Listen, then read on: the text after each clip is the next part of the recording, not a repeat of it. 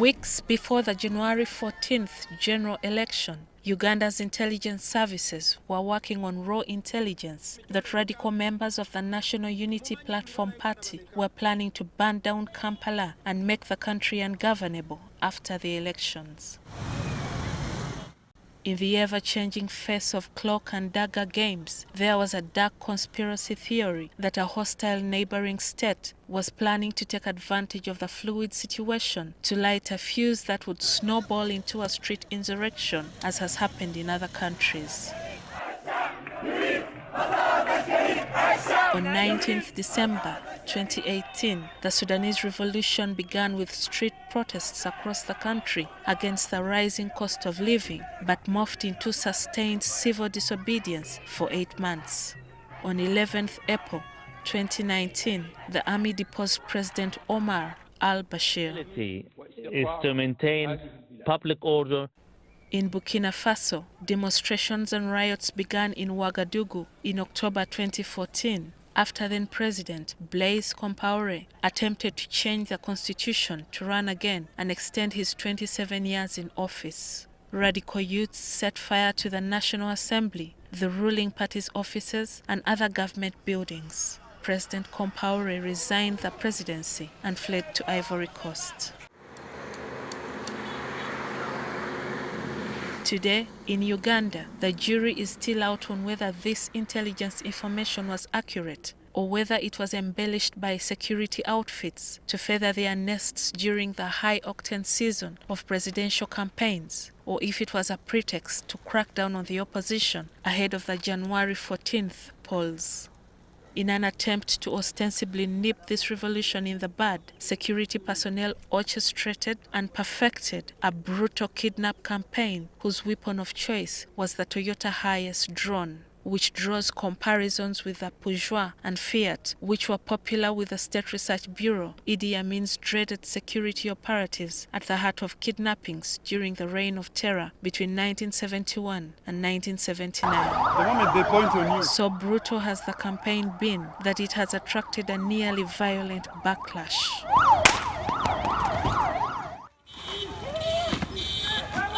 On the night of 29th March, some residents of Chebando in Kawempe Division set fire to a drone that had been parked by the roadside. Elsewhere, the sight of this vehicle instills fear that locals often run into hiding. But this man, who we will call Mukisa to protect his identity, was not so lucky to escape those pursuing him. This interview was conducted at a secret location for the safety of the source. Mu kiro abasajja baali bambadde engoye eza poliisi ne batuteeka mu mmotoka ya drone, abalala baali mu leeya. Drone yali nzibu nnyo, mwalimu emiggo mingi, twagenda twepanze nga migaati, ne batutwala mu kifo gye tutaategeera, ne batwambaza bo gye bayita masiki naye nga kalinga kakookolo kakusiba bulago ke tubaddemu ebbanga eggwanvu eryo litumazeeyo. Mukisa, who was snatched a few days into the new year in the central part of the country, tells of the torture he and others endured. He claims that during his captivity, men and women were being kept in the same spaces. Mukisa does not know where he was being held. However, he says the atmosphere indicated that the safe house was near a water body. Tubadde mu bulumi obw'ekitalo obutagambika, omuli emiggo, kusula nga muyimiridde. Tubadde tubeera ne kamasiki oba kayita akakookolo essaawa 24 nga tekavaako, nga neemukuli osiba mumwa gwokka n'olya. According to Mukisa, towards the end of their incarceration, prisoners were given first-in-class drugs so that their wounds could heal quickly to remove the evidence of torture. first-in-class drugs are used as a new and unique mechanism of action for treating a medical condition. On his release, Mukisa, who was accused of being a terrorist and a rioter, was dumped in a swamp at 2 a.m. He hitched a ride to his home. Mukisa has not appeared before a competent court of law so that he can formally be charged. Timothy Kalyegira, a journalist and researcher of Uganda's political history, who has previously been detained on criminal libel charges in Luweero prison in 2011, says depending on where one stands, the kidnap campaign seems to have had the intended results. If you're a neutral or a Bobby Wine NUP supporter, you will say, you see, they misread us, they misrepresented us as violent. We're not violent, we've said from the beginning, we're peaceful people. The government's point of view and with security agencies might be that the reason there's been no uprising is because of that very thing that you're condemning us for, the picking up of individual ringleaders. In other words, we nipped this in the bud. Last month, the government released a list of the people it admitted were being held in different prisons and safe houses. In a February 23rd letter to the Daily Monitor, the president admitted that at least 51 of the missing persons were in custody of the Special Forces Command, an elite commando unit. Then the ones arrested by the commandos were two groups. There were 59 from 18 from Kampala, 11 from PG, 17 from Chotera, and 5 from Nakasongola.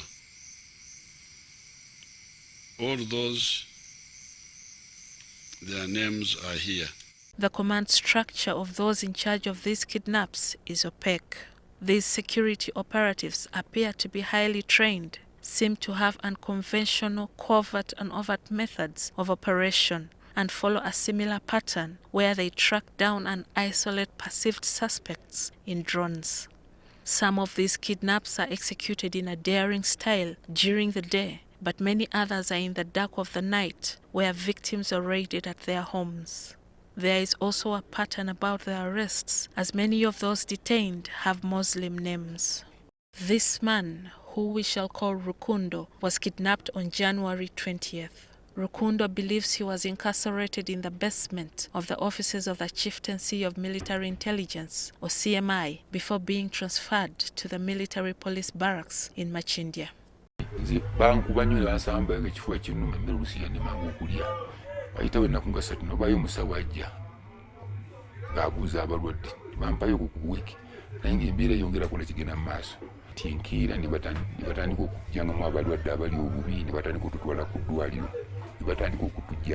David Pulkol, with institutional hindsight as a former Director General of the External Security Organization from 1996 to 1999 and from 2001 to 2003, says he finds it odd that security agencies have resorted to kidnaps, which are not officially sanctioned methods of fighting crime and gathering intelligence. To get security systems to resort to methods that we are running away from, methods that were akin to the Amin's State Research Bureau of those days, to other elements, whether in Obote II government. So the past is rich with what we must seek to avoid. It's not like the end justifies the means, that you can get out of the constitution briefly, and so long as, or out of the law, and then so long as you restore order. That's the wrong way to go about it. Many other people are still missing, like George Kasumba, who stood for political office in Chisamola village, Kasali Town Council in Chotera district. His sister, Jane Chomgisha, says her brother was kidnapped during the early hours of January 19th. Using phone network records, Chomgisha believes her brother is being held in an area in the cattle corridor between Liantonde, Rushere and Chazanga. Tetulekeranga okunonya. Tushanonya n'olwaleero. Kuba n'omusango gwagenzeeko nga kwali nga mu kkooti e Masaka. Alina abaana, alina omukyala. bali mu mbeera era yakubonaabona kuba Kasumba George yabadde alabirira famire ng'oggyeko mukyala we n'abaana be wabula ne bakadde be okusinga yabadde abalabirira bakadde baffe. There is some scanty evidence that some of those kidnapped people might have been involved in criminal activity. However, if there is an existential threat to peace and to the government, Pulkol has a suggestion on how this threat can be tackled. Your intelligence collection is arrest, torture, interrogate, and then you get intelligence. That's not the way to collect intelligence. That intelligence must precede your arrest, so that the moment you arrest, you have information already. Otherwise, you'll end up arresting anybody, anywhere, anytime, you know, and then it gets out of hand. So in that case, who is this group? Okay? How big is the group? What is the command structure of the group? How is this group communicating and passing that is upsetting our stability, that is affecting life and property of our citizens, that is actually responsible for this criminality?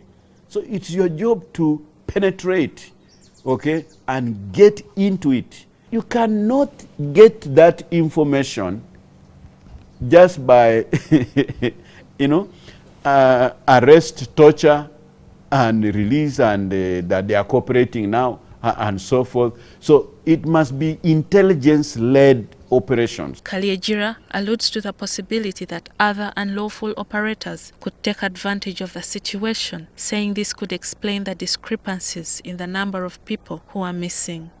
However, there is no evidence that a third force is kidnapping Ugandans. And also, last year, 2019, 2018, some of these refusal at all costs to have Bobi Wine perform any concert anywhere, no matter what. And they were willing to go through all the ridiculousness of stopping him and, you know, cancelling concerts, deporting Yvonne Chaka Chaka, the South African singer, was because of that fear. What if Bobi Wine, the man of the moment with all this youth in the central region, is out at One Love Beach with his concert and bombs are planted under the stage? So in other words, sometimes even this government here, which some of us think is guilty of many crimes, sometimes governments don't quite tell you the truth, and sometimes they seem to be hiding things which only much later, especially when they've left power, do you get to hear the truth. There could be a national security threat which government may be trying to deal with. And I think we need to recognize that, and citizens need to be mobilized to support government and work together, government and security agencies, to deal with that threat. None of the two men have been able to return to a normal life. Rukundo was charged in a military court with rioting and being found with military stores. He was released because he did not have a lawyer, and the army could not find a lawyer for him. Currently, he is on medication. For Mukisa, life has not been easy. Due to the torture he had to endure, Mukisa lost hearing in one ear. He lives in fear of his life.